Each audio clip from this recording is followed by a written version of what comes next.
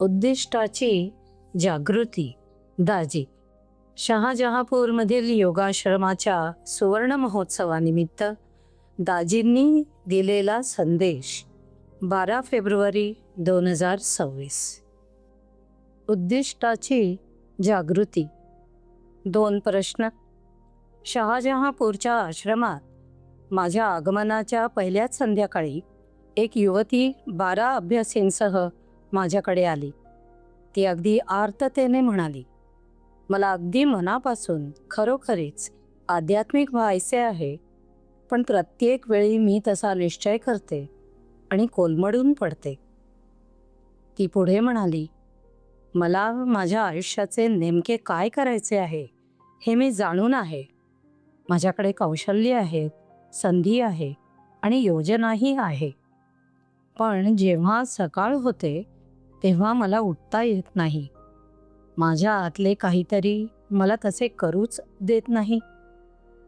तिच्या आजूबाजूला असलेल्या इतरांनीही होकारार्थी माना डोलावल्या, ज्यात तिचे वडीलही होते, जे जवळपास गेल्या 2 दशकांपासून प्रशिक्षक आहेत.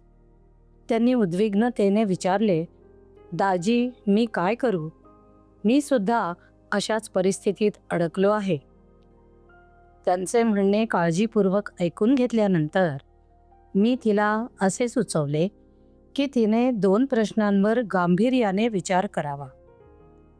पहिला प्रश्न, ज्या ध्येयाप्रत तुम्ही अग्रसर आहात त्या ध्येयाविषयी तुम्हाला प्रेम आहे का? दुसरा प्रश्न, तुमच्या सध्याच्या अवस्थेबाबत तुम्ही असमाधानी आहात का? त्या युवतीला काय बोलावे हे सुचले नाही आणि त्या शांततेतच संपूर्ण निदान दडलेले होते. प्रेम विरुद्ध कष्ट, हे 2 प्रश्न एकाच गोष्टीच्या संदर्भात आहेत का? नाही, ते 2 पूर्णपणे भिन्न इंजिनांचा संदर्भ देत आहेत. पहिले इंजिन प्रेमाने ओढले जाते, त्याला एक गंतव्यस्थान असते. यामध्ये ती ऊर्जा प्रकाशमय गोष्टीकडे प्रवाहित होते आणि शरीर केवळ त्याचे अनुसरण करते, कारण हृदय तिथे आधीच पोहोचलेले असते. दुसरे इंजिन हे अनिच्छेने, कष्टाने रेटले जाते. त्याला कोणतेही गंतव्यस्थान नसते, तर ती फक्त पळवाट असते. यामध्ये ऊर्जा नसते. ऊर्जा अस्वस्थतेपासून दूर जाते आणि ज्या क्षणी अस्वस्थता अगदी थोडीशी का होईना कमी होते, त्याच क्षणी इंजिन बंद पडते. ती उर्मी जाते. म्हणूनच आपण जेव्हा जेव्हा निर्णय घेतो तेव्हा आपल्यापैकी बरेच जण डगमगतात. जेव्हा आपले इंधन प्रेम नव्हे तर असंतोष असतो, तेव्हा आपण अतिशय सहजपणे हार मानतो. असंतोषाची ही ठिणगी क्षणभर पेटते, पण नंतर मंदावते, कारण मन अस्वस्थतेशी स्वतःला जुळवून घेते आणि मनाची उर्मी जाते. उद्दिष्ट विरुद्ध आळस. आपली आळसाविषयीची जाण चुकीची आहे. आपण याला चारित्र्यातील दोष, शिस्तीचा अभाव आणि एक कमजोरी मानतो, ज्यावर आपण जोर जबरदस्तीने बळाचा वापर करून मात करू शकतो. परंतु आळस म्हणजे ऊर्जेचा अभाव नव्हे, ती ध्येयहीन ऊर्जा आहे. एका तथाकथित आळशी मनुष्याला जेव्हा एखाद्या गोष्टीत खरोखर रस निर्माण होतो तेव्हा पहा, अशी माणसे कधीच थकत नाहीत. ती जेवणखाण विसरून विना तक्रार रात्रभर काम करतात. ऊर्जा तिथे नेहमीच होती, परंतु आगीचा अभाव होता. एका प्रसिद्ध ॲनिमेटेड चित्रपटात वरकरणी आळशी वाटणाऱ्या पांडा या प्राण्यास उमजते की ज्या शक्तीचा तो शोध घेत आहे ती त्याच्या आतच आहे. त्यातील मुख्य पात्र एक गलेलठ्ठ पांडा, त्या प्रशांत दरीतला सर्वात आळशी प्राणी वाटतो. तो राजवाड्याच्या पायऱ्या सुद्धा अगदी जेमतेम चढू शकतो. तो ट्रेनिंग दरम्यान झोपी जातो. कुंगफू मास्टर व अन्य विद्यार्थी त्या पांडाला हतबुद्ध मानतात. प्रत्येक दृश्य निकषांनुसार तो तामसिक गुणाचे मूर्तिमंत रूप आहे.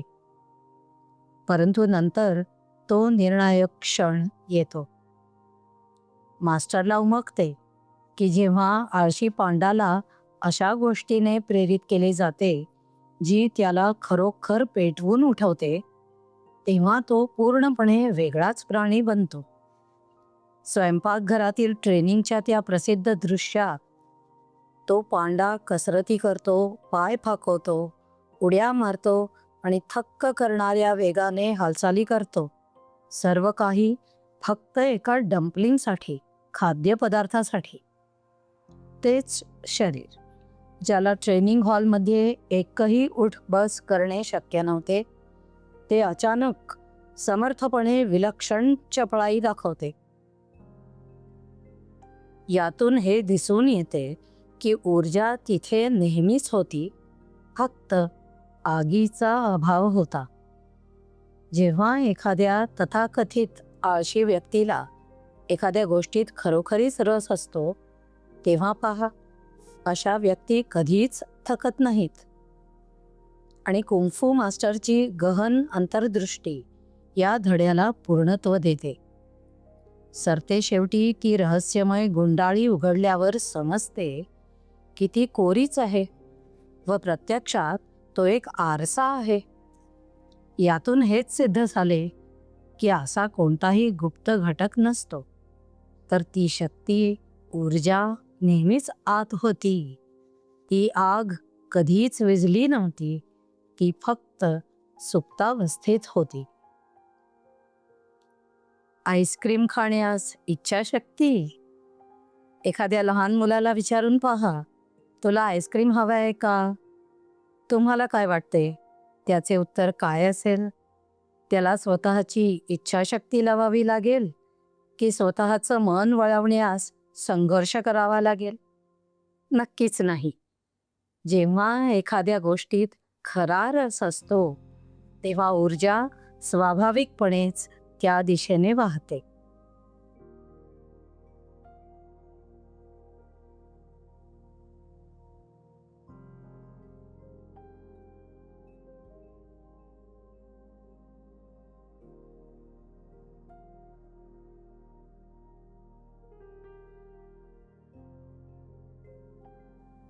उद्दिष्टपूर्तीकरिता न जगल्याचे ओझे.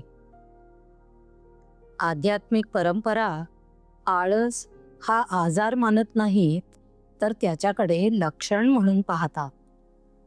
योगशास्त्राच्या चौकटीत तमस म्हणजे जडत्व, निष्क्रियता आणि सुस्तपणा होय.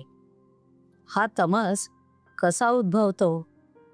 जेव्हा जीवन पुढे जात राहण्याचे मूळ कारण किंवा ध्येय हरवून बसते, तेव्हा हा तमस हळूहळू जीवनात शिरकाव करतो आणि स्थिरावतो. उदाहरणार्थ, जेव्हा एखाद्या वाहत्या नदीचा उतार संपतो, तेव्हा तिचे अस्तित्व संपत नाही किंवा पाणी नाहीसे होत नाही, तर तिचे फक्त एका दलदलीत रूपांतर होते. जीवनाची ऊर्जा तीच असते, परंतु तिची दिशा बदलते. जे हरवलेले असते ते म्हणजे ती ओढ, तो उतार आणि ती शांत साध, जी एकेकाळी म्हणत होती, या दिशेने चल. महत्वाकांक्षेबद्दल काय? काही लोक गृहीत धरतात त्याप्रमाणे महत्वाकांक्षा म्हणजे लोभ नव्हे. आत्मा अशा आयुष्याचा सहजासहजी स्वीकार करत नाही जे त्याच्या क्षमतेपेक्षा लहान आहे, संकुचित आहे. जेव्हा खरी महत्वाकांक्षा लोप पावते, तेव्हा त्याचा परिणाम झाल्याशिवाय राहत नाही. त्याचा परिणाम म्हणजे जडत्व होय, ज्यामुळे थकवा, कंटाळा किंवा नैराश्यासारखे सुद्धा वाटू शकते. पण अनेकदा ते काहीतरी वेगळेच असते. जीवनात अपूर्ण राहिलेल्या उद्दिष्टाचे ते ओझे असते. असे जीवन ज्याने स्वतःच्या सर्वोच्च क्षमतेकडे झेपावणे थांबवले आहे. बाबूजी म्हणत की आत्म्याला त्याच्या साखळदंडातून मुक्त व्हायचे असते. ही इच्छा म्हणजे सर्वोच्च महत्वाकांक्षेचेच एक रूप होय.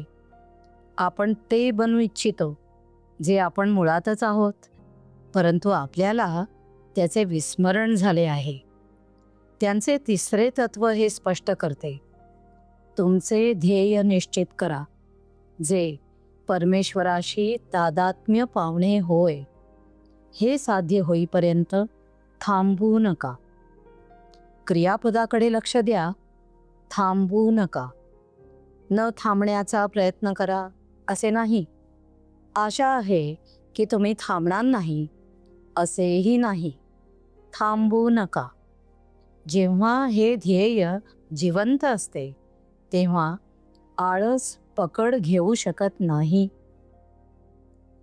जेव्हा ते सुस्तावते तेव्हा त्या हरवलेल्या ध्येयाची उणीव गजराची घड्याळे, प्रेरणादायी भाषणे किंवा कार्यक्षमता प्रणाली वापरल्याने भरून काढता येत नाही. तुमचे उद्दिष्ट शोधणे. जर आळशी असणे हे एक लक्षण असेल तर उपचार हा समस्येच्या मुळाशी गेला पाहिजे. आणि याचे कारण नेहमीच तेच असते: उद्दिष्टाशी संलग्न नसणे. या संलग्नतेसाठी जपानी लोकांकडे एक शब्द आहे, इकिगाई, ज्याचा अर्थ जगण्याचे, अस्तित्वाचे प्रयोजन, सकाळी उठण्याचे कारण.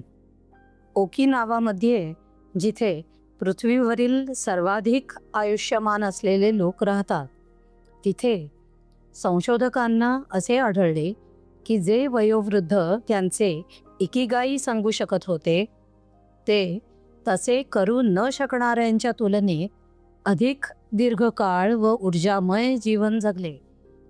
असे शरीर ज्याच्याकडे उठण्यासाठी सबळ कारण असते त्याला गजराच्या घड्याळाची गरज भासत नाही. आणि असा आत्मा जो जाणतो की तो इथे का आहे, तो सकाळच्या लवकर उठण्याच्या बाबतीत तडजोड करत नाही. उद्दिष्ट ही केवळ एक संकल्पना नव्हे तर एक जाणीव आहे जी तुम्ही अनुभवता. जेव्हा तुम्ही ध्यान करता आणि तुम्हाला तुमच्या छातीत काहीतरी जाणवते, जसे ऊब किंवा एक ओढ किंवा एक शांत निग्रह, की तुम्ही जे जगत आहात त्यापेक्षा खूप काही अधिक तुमच्यात आहे, तेव्हा ती भावना म्हणजे उद्दिष्टच स्वतःच्या अस्तित्वाची घोषणा करत असते. ते नाट्यमय असण्याची गरज नाही किंवा ते आवाजाच्या वा दृष्टांताच्या स्वरूपात येण्याचीही गरज नाही. कदाचित ती भावना म्हणजे एक हळुवार कुजबूज असू शकते. तुझी निर्मिती या खुज्या संकुचित आयुष्यासाठी झालेली नाही. मुळात हार्टफुलनेस पद्धतीमधील सकाळचे ध्यान म्हणजे तुमच्या उद्दिष्टाशी तुमची दररोजची गाठभेट होय. प्राणाहुती जेव्हा हृदयात प्रवेश करते तेव्हा ती केवळ मनाला शांत करत नाही, तर ती आंतरिक होकायंत्राची म्हणजेच अंतर्मनाची दिशा बदलून टाकते. विचारांपेक्षाही खोलवरच्या अशा गहन स्तरावर जाऊन ती संपूर्ण अस्तित्वाला याचे स्मरण करून देते की प्रवास नेमका कोणत्या दिशेला सुरू आहे आणि हा प्रवास इतका महत्त्वाचा का आहे. म्हणूनच नियमित सराव केल्याने ध्यानही चांगले होते व त्यानंतरचा संपूर्ण दिवसही चांगला जातो. ज्या व्यक्तीचे हृदय खरोखर खुले आहे तिला प्रेरित होण्यासाठी कारणे शोधण्याची गरज नसते. प्रेरणा ही अस्तित्वाच्या मूळ कारणाशी झालेल्या थोडक्या भेटीतून उद्भवते. याचा अर्थ असा की जेव्हा आपल्याला अगदी क्षणभरासाठी का होईना आपण अस्तित्वात का आहोत याचे स्मरण होते, तेव्हा आपण आपोआप प्रेरित होतो. यात सोबतीचा किंवा संगतीचाही मोठा वाटा असतो. सत्संग, सत्याचा संग आळसावर त्याप्रमाणेच काम करतो जसे सूर्यप्रकाश बर्फावर. जेव्हा आपण अशा व्यक्तीच्या सहवासात असतो जिच्यात उद्दिष्टाची, ध्येयाची आग धगधगत असते, तेव्हा आपल्याला आपली स्वतःची आंतरिक ज्योत आठवते. ती आग पसरते आणि ती निशब्दपणे किंवा निर्देशाविना एका हृदयातून दुसऱ्या हृदयात शिरते. त्यासाठी फक्त एकमेकांच्या सान्निध्यात असणे पुरेसे असते. म्हणूनच परंपरा एकत्र येण्यावर, एका समुदायाचा भाग असण्यावर आणि जागृत असलेल्या लोकांच्या सान्निध्यात राहण्यावर भर देतात. आपण एकटे चालू शकत नाही म्हणून नव्हे, तर एकत्र चालल्याने आपण हे का करत आहोत याचे स्मरण राहते. पहिले पाऊल उचला. ज्ञानी लोकांना नेहमीच एक गोष्ट माहीत असते, जी कार्यक्षमता वाढवणाऱ्या तज्ज्ञ लोकांच्याही अनेकदा लक्षात येत नाही. तुम्ही केवळ विचारांच्या जोरावर साचेबद्धपणातून बाहेर पडू शकत नाही. त्यातून बाहेर पडण्यासाठी तुम्हाला प्रत्यक्षात हालचाल करावी लागेल.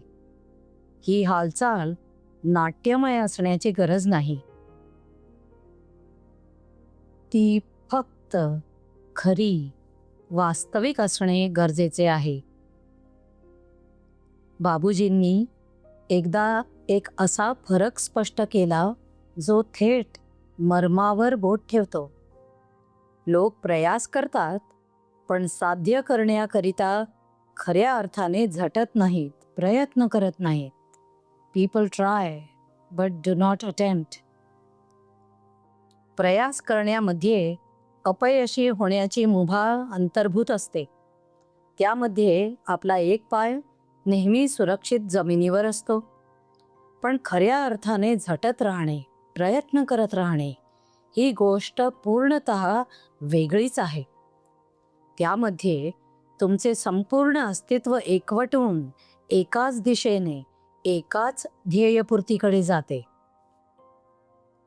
पण जेव्हा संपूर्ण अंतर पार करणे अशक्य वाटते, तेव्हा तुम्ही काय करता? कधीकधी जेव्हा मला ट्रेडमिलवर 30 मिनिटे चालायचे असते, तेव्हा माझे मन त्याला विरोध करते. माझ्यातील प्रत्येक पेशी म्हणते, आज नको.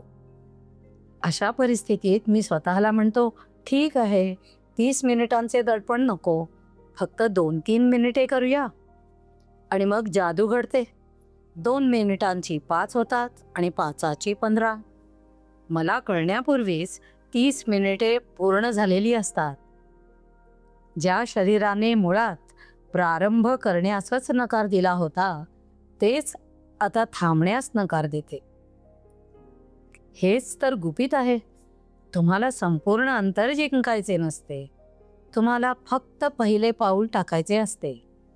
एकदा ती चालण्याची कृती सुरू झाली की इच्छाशक्ती होऊनही एक मोठी शक्ती ताबा घेते.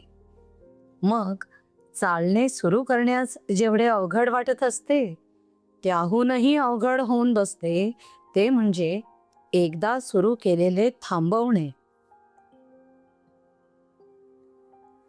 पूर्ण एकाग्रतेने केलेली एक कृती अंथरुणावर पडून केलेल्या 100 योजनांपेक्षा कितीतरी वेगाने तमाचा म्हणजेच आळसाचा प्रभाव नष्ट करते. भगवद्गीता असे म्हणत नाही, महान विचार करा. ती म्हणते, काहीतरी करा, कर्म करा. याचा अर्थ असाही नाही की योग्य गोष्ट करा किंवा अतिशय प्रभावी कर्म करा, तर केवळ काहीतरी करा. शरीर हालचाल करत आहे हात व्यस्त आहेत आणि संकल्प किंवा इच्छाशक्ती एखाद्या महत्त्वाच्या गोष्टीवर केंद्रित आहे. हाच तो झरोका आहे जो अंधाऱ्या खोलीत प्रकाश किरणे येऊ देतो. तुमच्याकडे ऊर्जा आहे का हे तुम्हाला स्वतःला कधीच विचारण्याची आवश्यकता नाही. ती तुमच्याकडे आहेच. प्रश्न हा आहे की ती ऊर्जा नेमकी कशाकरिता आहे याचे स्मरण तुम्हाला असते का? आणि हे स्मरण म्हणजे कोणताही मानसिक व्यायाम नव्हे, ती एक सवय आहे. ते ध्यान आहे. ती प्राणाहुती आहे. ही दररोज संयमपूर्वक आपल्या हृदयासह बसण्याची एक साधी क्रिया आहे. जोपर्यंत ते तुम्हाला ते सांगत नाही जे त्याला मुळातच ज्ञात असते. तडप, एक गहन ओढ, आर्तता, तळमळ. तुमच्या आळसाने तुमच्यातील जिद्द संपवलेली नाही. त्याने ती फक्त गाडून टाकली आहे आणि जे गाडले गेले आहे ते पुन्हा सापडू शकते. ती आग अजूनही तिथे आहे. ती फक्त सुप्तावस्थेत आहे. उद्दिष्टाचा एक श्वास तिला जागृत करू शकतो. केवळ प्रयास करणाऱ्यांसाठी नाही, ट्राय करणाऱ्यांसाठी नाही, तर जे खरोखर साध्य करण्याकरिता झटतात, प्रयत्न करतात, अटेम्प्ट करतात त्यांच्यासाठी. थांबू नका. प्रार्थनेसह कमलेश. 12 फेब्रुवारी 2026. शहाजहांपूरमधील योगाश्रमाच्या सुवर्ण महोत्सवानिमित्त दाजींनी दिलेला संदेश. 12 फेब्रुवारी 2026. पूज्य दाजी यांच्यासोबत मास्टर क्लासेस. तुम्ही हार्टफुलनेस ध्यानाची सुरुवात केव्हाही करू शकता. पूज्य दाजी यांच्यासोबत 3 भागांच्या मास्टर क्लास मालिकेत सामील व्हा. यामध्ये हार्टफुलनेस ध्यान पद्धतीचे काय फायदे आहेत, तसेच तुमच्या दैनंदिन दिनचर्येत हार्टफुलनेस शिथिलीकरण, ध्यान, शुद्धीकरण आणि प्रार्थनेचा समावेश कसा करावा हे दाजी स्पष्ट करून सांगतात.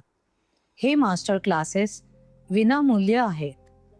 यासाठी खाली दिलेल्या स्कॅन कोड तसेच लिंकचा वापर करा. हार्टफुलनेस ध्यान पद्धतीचे सराव. हार्टफुलनेसच्या सरावांची अनुभूती घ्या व शिका.